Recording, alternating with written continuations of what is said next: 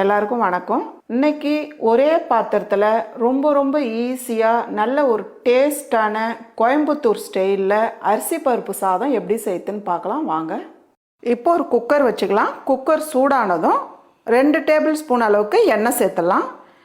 எண்ணெய் நீங்கள் எந்த எண்ணெய் சமைக்கிறீங்களோ நீங்கள் அந்த எண்ணெயை சேர்த்துக்கலாம். எண்ணெய் சூடானதும் 1/2 டீஸ்பூன் அளவுக்கு கடுகு சேர்த்துடலாம். கூடவே ஒரு 1/2 டீஸ்பூன் அளவுக்கு ஜீரகம் சேர்த்துடலாம். பாருங்கள், கடுகு வெடிச்சதும் 6 காஞ்ச மிளகாய் கட் பண்ணாமல் அப்படியே சேர்த்துருங்க. காஞ்ச மிளகாய் சேர்த்து லைட்டாக செவந்து வர டைமில் கூடவே ஒரு 3 சிட்டிக்கு அளவு பெருங்காயம்.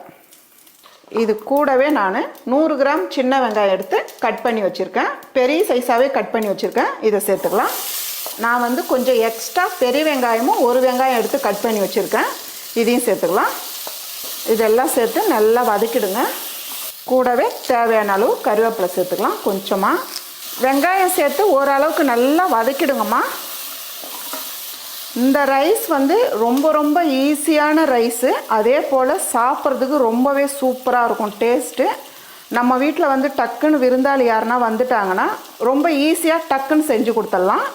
இந்த அளவுக்கு வதங்கி வர டைமில் இது கூடவே 6 பச்சை மிளகாய் கோடு மட்டும்தான் போட்டிருக்கேன், வெறும் வாசனைக்காக. இது கூடவே ஒரு 5 பல்லு பூண்டு எடுத்து திருக்கி வச்சுருக்கேன். இதையும் சேர்த்துக்கலாம். இது ரெண்டையும் இந்த டைமில் சேர்த்துக்குங்க. வெங்காயம் வதங்கி வர டைமில் பாருங்கள், இந்த அளவுக்கு வதங்கி வரணும். இது கூடவே 3 பெரிய தக்காளி எடுத்து கட் பண்ணி வச்சுருக்கேன். இதையும் சேர்த்துக்கலாம். தக்காளி சேர்த்து கொஞ்ச நேரம் வதக்கினா போதும். நான் இந்த கப்பால் 2 கப்பு சாப்பாட்டு அரிசி எடுத்திருக்கேன். 1 கப்பு ஃபுல்லாக துவரம்பருப்பு எடுத்திருக்கேன். இது ரெண்டும் சேர்த்து நல்லா கழுவிட்டு ஒரு 10 நிமிஷம் ஊற வச்சுருக்கேன். உங்களுக்கு பருப்பு இன்னும் கொஞ்சம் கூட சேர்க்கணுன்னா நீங்கள் தாராளமாக சேர்த்துக்கலாம். நல்லா தான் இருக்கும், அது ஒன்றும் தப்பு கிடையாது. பாருங்கள், வெங்காயம் தக்காளி இந்த அளவுக்கு நல்லா வதங்கி வரணும். இது கூடவே நம்ம 1/4 டீஸ்பூன் அளவுக்கு மஞ்சத்தூள் சேர்த்துடலாம். இந்த ரைஸுக்கு நம்ம வீட்டில் அரைச்சி வச்சுருக்க மிளகாய் தூளே சேர்த்துக்கலாம். உங்ககிட்ட சப்போஸ் இல்லைன்னா நம்ம எல்லாமே தனித்தனியாக சேர்த்துக்கலாம். இதிலிருந்து 1/2 டேபிள் ஸ்பூன் அளவுக்கு சேர்த்துக்கலாம். இந்த தூள் காரம் ரொம்ப கம்மியாக தான் இருக்கும். அதனால் நான் 1/2 டேபிள் ஸ்பூன் அளவுக்கு சேர்த்துக்கிறேன்.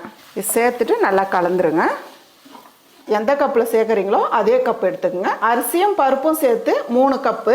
இதுக்கு நான் 7 கப்பு தண்ணி சேர்க்க போகிறேன். நீங்கள் ரைஸ் உதிரியாக வேணும்னா 6 கப்பு சேர்த்துக்குங்க.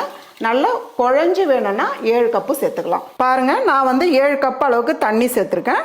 கூடவே தேவையான அளவு உப்பு சேர்த்துடலாம். உப்பு காரம் உங்களுக்கு எப்படி தேவையோ அதுக்கேற்ற மாதிரி நீங்கள் சேர்த்துக்கலாம். இந்த அரிசி பருப்பு சாதத்துக்கு புளி கரைச்சல்லாம் கிடையாது. அதே போல் இதுக்கு காரம் ரொம்ப காரமாக இருக்கக்கூடாது, மைல்டாக தான் இருக்கணும். இது கூடவே நம்ம ஊற வச்சிருக்க அரிசி பருப்பு நான் ஒரு 10 நிமிஷம் ஊற வச்சுருக்கேன். இதையும் சேர்த்துக்கலாம். பாருங்கம்மா, அரிசியும் பருப்பும் சேர்த்து நல்லா அப்படி கலந்து விட்டுருங்க. இந்த ரைஸ் குக்கரில் வேணுனாலும் செய்யலாம், இல்லைன்னா நீங்கள் ஓப்பனில் கூட செய்கிறதுனா கூட செய்யலாம். குக்கரில் செஞ்சால் ரொம்ப ஈஸியாக முடிஞ்சிடும். சுற்றி கலந்து விட்டிங்கன்னா தான் நம்ம மூடி வச்சுட்டோமா நல்லா எல்லா பக்கமும் நல்லா வெந்து வரும். இது கூடவே பொடியை நறுக்கின கொத்தமல்லியும் சேர்த்துருங்க. இப்போ குக்கர் மூடி போட்டு மூடிடலாம். 3 விசில் விட்டாலே போதும், நல்லா வெந்துடும். பாருங்கள், நான் 3 விசில் விட்டுருக்கேன். இப்போ பார்க்கலாம்.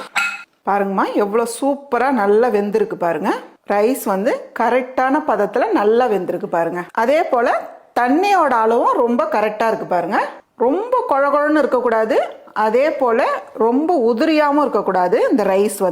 இது கூடவே நம்ம 1/2 டீஸ்பூன் அளவுக்கு மிளகுத்தூள் இதை மெயினாக சேர்த்துங்கம்மா, ரொம்ப நல்லா இருக்கும். கூடவே 5 பல்லு பூண்டு எடுத்து சீவல் போட்டு வச்சிருக்கேன். பச்சை பூண்டா போடுறேன்னு நினைக்காதீங்க. இந்த சூடோட இந்த பூண்டை போடும் போது இது கூட சேர்த்து சாதம் சாப்பிடும் போது ரொம்பவே சுவையா இருக்கும். தேங்காய் திருகல் 1/2 கப்பு இதையும் சேர்த்துடலாம். தேங்காய் திருகல் உங்களுக்கு எவ்வளோ தேவைப்படுதோ நீங்கள் அதுக்கேற்ற மாதிரி நீங்கள் சேர்த்துக்கலாம். நான் நெய் 1 டேபிள் ஸ்பூன் எடுத்து சூடு பண்ணி வச்சுருக்கேன். இதை சேர்த்துடலாம். இப்படி மேலவே சேர்த்துருங்க. கூடவே பொடியை நறுக்கின கொத்தமல்லி இது எல்லாத்தையும் சேர்த்துட்டு நல்லா கலந்து விட்டுருங்க. அவ்வளோதாம்மா, நல்ல ஒரு டேஸ்டான அரிசி பருப்பு சாதம் ready. This video is sponsored by BuyMode shopping app. BuyMode e-shopping application is the one of the online shopping app now available on Play Store. BuyMode e-shopping app. Click below link and install application.